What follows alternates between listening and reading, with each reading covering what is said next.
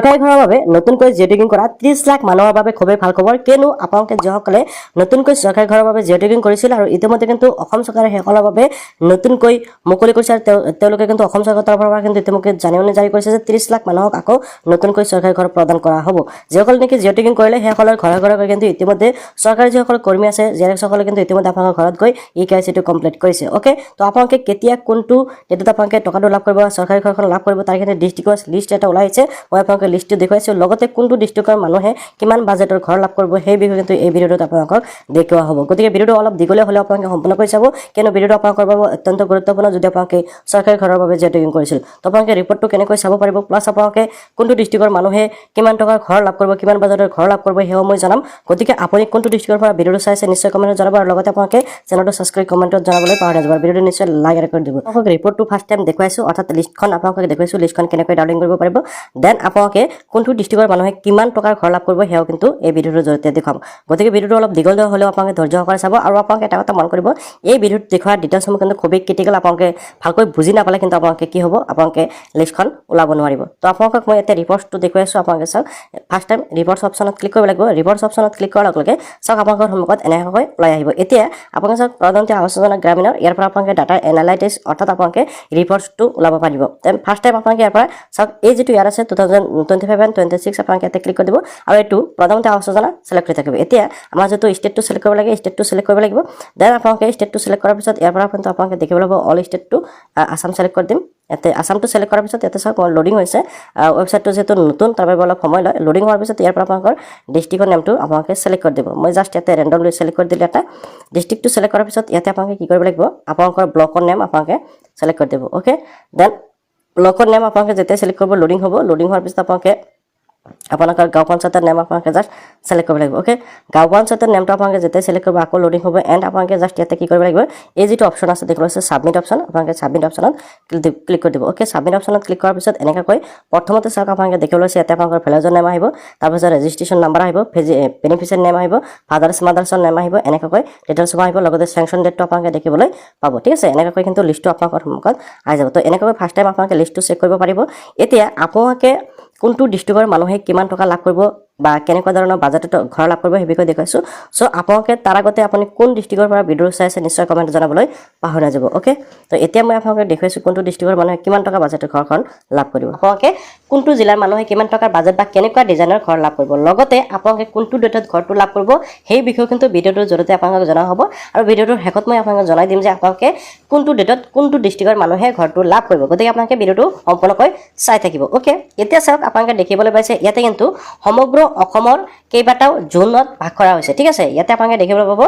A B C D আৰু হল ই অৰ্থাৎ total 5টা জোনত ভাগ কৰা হৈছে এই 5টা জোনৰ ভিতৰতে কিন্তু 5টা জোন যে আছে যিকেইটা ডিষ্ট্ৰিক্ট যি জোনত পৰিছে সেই ডিজাইন অনুযায়ী আপোনালোকক সেই হিচাপত টকাটো প্ৰদান কৰা হ'ব যেনেকৈ আপোনালোকে দেখিবলৈ পাইছে ইয়াতে জোন এ আপোনালোকে গ্ৰীণ দেখিবলৈ পাইছে জোন বি য়েলো দেখিবলৈ পাইছে এনেকৈ কিন্তু জোন চি জোন ডি জোন ই এনেকৈ ভাগ কৰা হৈছে অৰ্থাৎ 5টা ভাগত ভাগ কৰা হৈছে আৰু 5টা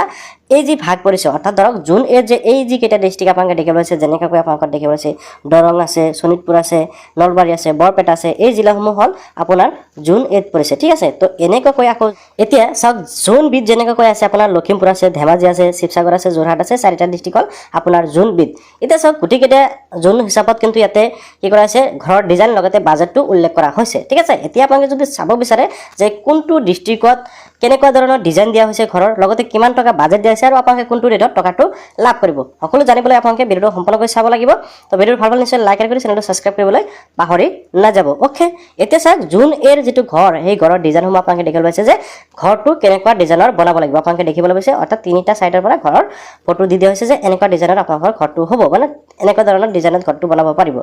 এতিয়া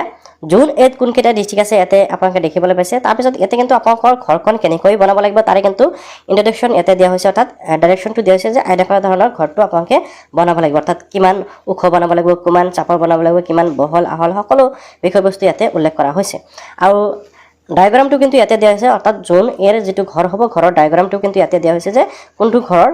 মানে কোনটো ৰুম কিমান ডাঙৰ হ'ব বা কিমান ফিট হ'ব সকলো উল্লেখ কৰা হৈছে ডায়াগ্ৰামত এতিয়া এই জোন এত থকা মানুহৰ ঘৰৰ বাজেট কিমান সেই বাজেটটো কিন্তু ইয়াতে উল্লেখ কৰিছে আপোনালোকে দেখিবলৈ পাইছে জোন এত যিটো ঘৰৰ বাজেট হেয়া হ'ল টোটেল কষ্ট হ'ল 1,64,737 টকা আপোনালোকে দেখিবলৈ পাইছে যে জুন মানুহে আপোনালোকে এই টকাখিনি লাভ কৰিব ইয়াৰ উপৰিও কিন্তু আৰু কিছু পৰিমাণে টকা যেনেকৈ জব কাৰ্ডৰ টকা 30,000 মান পাব এনেকুৱা ধৰণৰ টকাটো আপোনালোকে লাভ কৰিব ঠিক আছে ইয়াৰ পিছত আহিছে আপোনালোকে দেখিবলৈ পালে জুন সকলো ধৰণৰ বাজেট আৰু কিমান টকা পাব ঠিক তেনেকৈ ধৰণৰ উল্লেখ কৰা হৈছে এতিয়া চাওক আপোনালোকে দেখিবলৈ আছে জোন বিত যিকেইটা ডিষ্ট্ৰিক্ট আহিছে সেইকেইটা ডিষ্ট্ৰিক্টৰ মানুহে কেনেকৈ ঘৰটো লাভ কৰিব বা এটা ঘৰৰ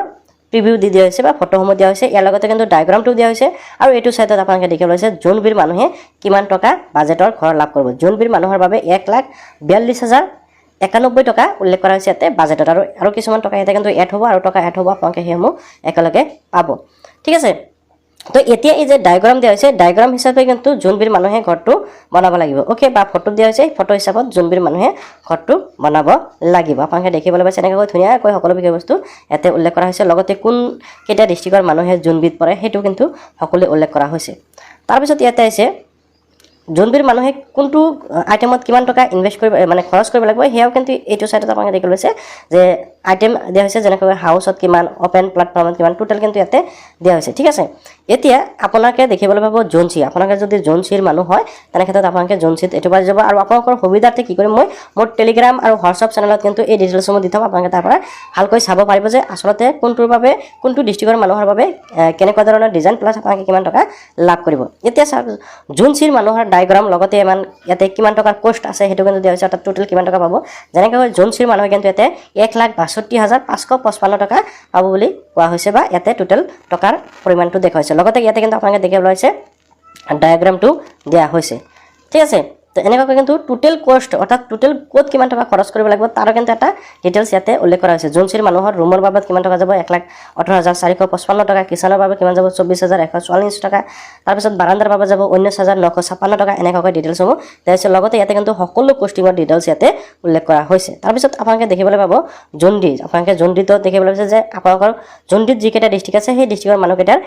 টোটাল কষ্ট আহিব আপোনাৰ 1,54,230 টকা এতিয়া ডায়াগ্ৰামটোৰ লগতে কিন্তু ইয়াতে কিমান টকা ক'ত বাজেট এই বাজেটটো কিন্তু ইয়াতে দিয়া হৈছে যে আপোনালোকে ৰুমত কিমান যাব কিচেনত কিমান যাব বাৰান্দাত কিমান যাব সকলো উল্লেখ কৰা হৈছে যেনেকৈ জোনডিৰ মানুহৰ বাবে 1,14,763 টকা হ'ল আপোনাৰ ৰুমৰ বাবে কিচেনৰ বাবে হ'ল 17,190 টকা 91 টকা আৰু বাৰান্দাৰ বাবে হ'ল 22,276 টকা ঠিক আছে টোটাল হ'ল 1,04,230 টকা এনেকৈ আপোনালোকে দেখা পাইছে সকলো ধৰণৰ ডিটেইলছ ইয়াতে উল্লেখ কৰা হৈছে এতিয়া আপোনালোকে জোনডিত দেখিবলৈ পালে এতিয়া চাওক আপোনালোকে দেখিবলৈ পাইছে জোন ইৰ মানুহৰ বাবে কিন্তু ইয়াতে দিয়া হৈছে যে আপোনালোকৰ ঘৰটো কেনেকৈ হ'ব লগতে কিমান টকা বাজেট আহিব 1,62,000 আপোনালোকে দেখিবলৈ পাইছে এনেকৈ ধৰণৰ কিন্তু দিয়া হৈছে আপোনালোকে সকলো ডিটেইলছ ইয়াৰ পৰা কিন্তু ধুনীয়াকৈ চাব পাৰিব ওকে এতিয়া আমাৰ অসমৰ লগতে কিন্তু অন্যান্য ৰাজ্যৰো ইয়াতে দিয়া আছে কিন্তু আমি আমাৰ অসমতো কভাৰ কৰিলোঁ তো আশা কৰোঁ আপুনি নিশ্চয় বুজি পালে যে আসলতে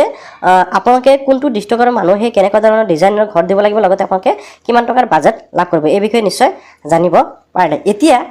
মূল কথা আৰু এটা গুৰুত্বপূৰ্ণ বিষয় যেটো আপোনালোকে সকলোৱে জানিবলগীয়া হেয়া হ'ল যে আপোনালোকে বৰ্তমান সময়ত যেটো চৰকাৰৰ বাবে জিঅ' টেগিং কৰি আছে এই ঘৰটো আপোনালোকে কেতিয়া লাভ কৰিব ওকে কিনো